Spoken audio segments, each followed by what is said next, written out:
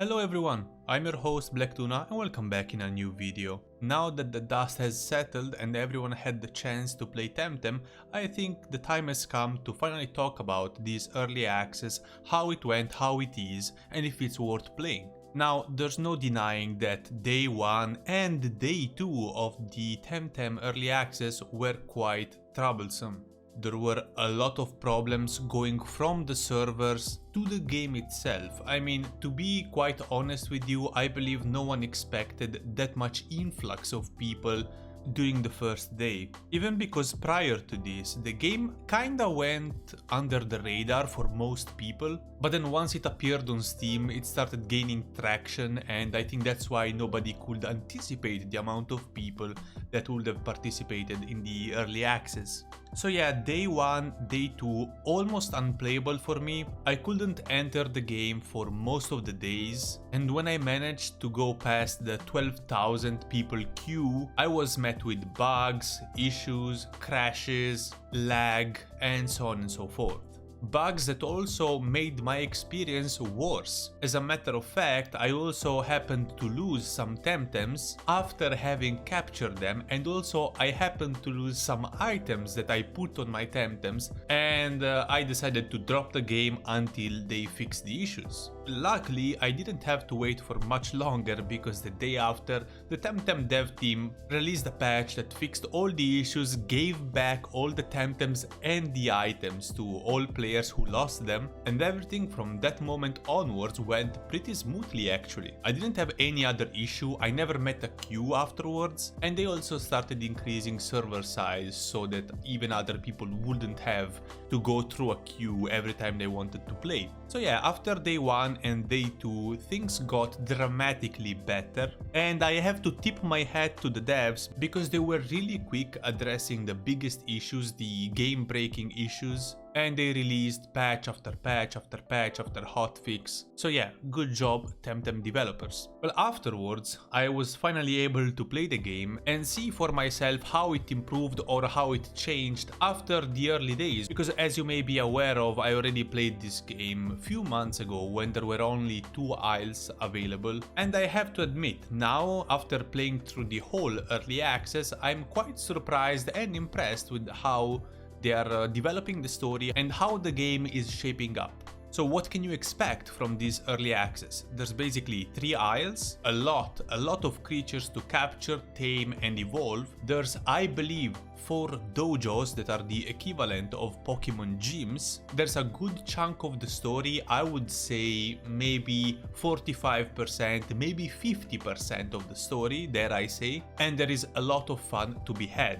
Now, are there things missing? Yes, the chat system is not implemented in this early access as of now. That's quite sad actually. I really wanted to engage in battles with people, in trades with people, but there's no real way of communicating with them. So I guess that's due for a later time. But apart from that, I'm very satisfied with what I've seen, with the new creatures that I've seen, and again with the story, how the story is folding. So if you played any Pokemon game before, you know that you're going to have a rival in that game, and that's kind of a friendly rival, you know, someone that wants just to be better than you. In this game it's kind of similar, but with the new content added to this early access, I'm very happy to report that it's not as simple as that. So they are trying to go on different paths, exploring different ways of telling a story, and I'm sincerely amused by how they are trying to twist a little bit this rival story. No spoilers, of course, but trust me when I say it, there's something unexpected, okay? Now, it's nothing groundbreaking, but it's quite nice. Also, the 3rd new island. What can I say about it? I really didn't expect things to go that way. I mean, it's like playing a game and you're like at the final level and you're all geared up, you have all your things, you're super powerful, you crush everybody, and all of a sudden the game says, by the way, give me all your stuff now. That's kind of what happens, and I really did not expect it. And you're gonna have to earn your stuff back. Now, there's a minor thing that really annoyed me about this, which is the fact that you're gonna get basically everything back of what you've lost, except for one item. One item that is basically a very important mobility item. And why? Why would you do that? Again, I'm not gonna spoil it for you, I'm just wondering why. Because you managed to get everything back, but not this specific thing that makes you even frustrated, because there are certain places that you need to reach with this thing that you cannot reach because you don't have that item, because the game deliberately took that item away from you and it's not gonna give it back to you. And this also ties in with the fact that if you go back to previous aisles, again, you're still gonna miss that mobility tool, and you're not gonna be able to access areas that you may have skipped previously, you know? My point being that if devs really didn't want you to go in certain areas in the new map, in the third aisle, they could have just put an invisible wall or a sign that says work in progress, as they've done in different other places, because there are some houses or some locations that you cannot access because they have not been developed yet, and they just put a sign that says work in progress, come back another time. It may be just me, but that's something that really annoyed me.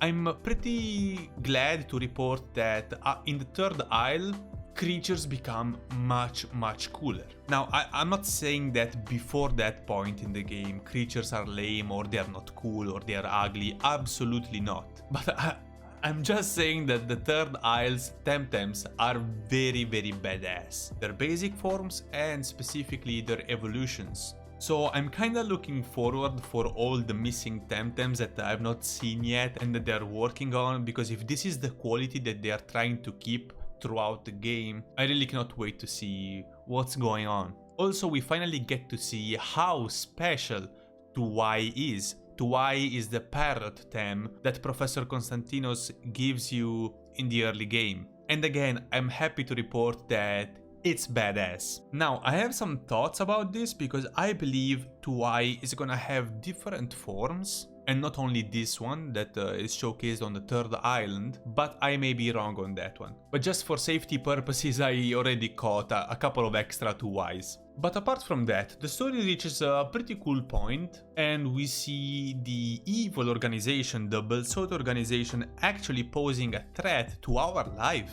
I mean, they're not just trying to stop us, they're actually trying to kill us, so they're pretty mean. So it's pretty cool that apart from the corny dialogues, they're trying to give the game a gripping story. So yeah, apart from those corny dialogues, the story is actually quite interesting, and I'm happy that they are going on a more serious route, even with the rivalry of your friend Max. Unfortunately, the early access cuts off the story in probably the most interesting moment so far. But what's my ultimate judgment on the Temtem early access? So if you haven't played it yet, I really suggest you do if you are into the monster taming genre of games. Temtem is really polished. The devs are doing a great job bug fixing and polishing their title even on the server side. It has an enjoyable story that you can play entirely co-op with one of your friends, and the improvements on the animation department are 10 out of 10. Temtem is actually taking a shit